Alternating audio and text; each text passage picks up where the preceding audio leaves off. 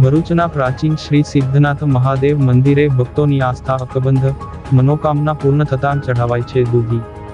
ભરૂચ નગરના દેસાઈ ફળિયામાં આવેલ ભાર્ગવની વાડી સામેનું પૌરાણિક અને પ્રાચીન શ્રી સિદ્ધનાથ મહાદેવ મંદિર ભક્તજનોની આસ્થાનું કેન્દ્ર બન્યું છે।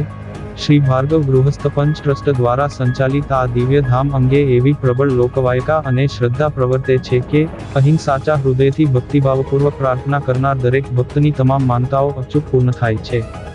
આ પ્રાચીન મંદિરની એક વિશેષ અને અનોખી પરંપરા વર્ષોથી ચાલી આવે છે।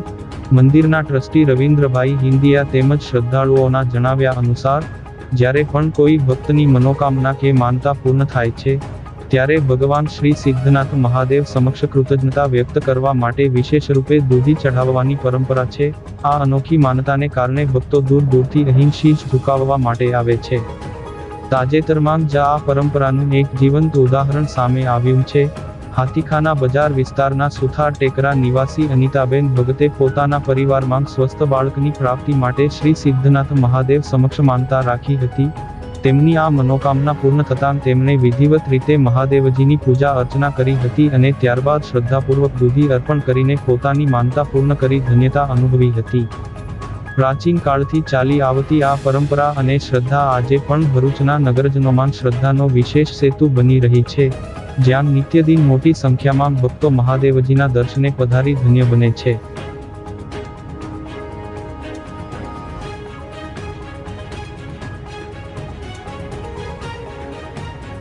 નામ વનિતાબેન ભગત છે। મેં હાજીખાના બજાર સુથાર ટેકરા પરથી આવી છું અને મને અહીંયા જાણવા મળ્યું છે કે અહીંયા સિદ્ધનાથ મહાદેવનું મંદિર છે દેસાઈપુરામાં, દેસાઈ ફળિયામાં। ત્યાં મનોકામના આપણી ધારીએ છીએ તે પૂરી થાય છે। તો મેં એમને પ્રયત્ન કર્યા છે તો મને સફળતા મળી છે અને મને મારી છોકરીને બાબો કે બેબી થાય એની માટે મેં પ્રાર્થના કરી હતી, તે આજે મારી પ્રાર્થના પૂરી થઈ છે અને અહીંયા દૂધી ચડાવવાનું ખાસ મહત્ત્વ છે।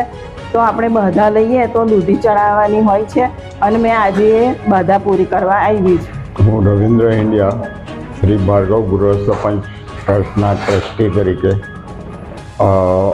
સૌને નિવેદન કરું છું કે નવાડેરા દેસાઈ ફળિયામાં ભાર્ગવની વાડીની સામેના ભાગમાં સિદ્ધનાથ મંદિર આવેલું છે, જ્યાં લોકો પોતાની બાધા પૂરી કરવા માટે દૂધીની બાધા લેતા હોય છે અને બાધા લગભગ નજીકના ભવિષ્યમાં પૂરી થતી હોય છે એવું લોકોનું માનવું છે અને તેથી જ લોકો દૂધી ચડાવવા માટે બાધા પૂરી થયા બાદ આવે છે।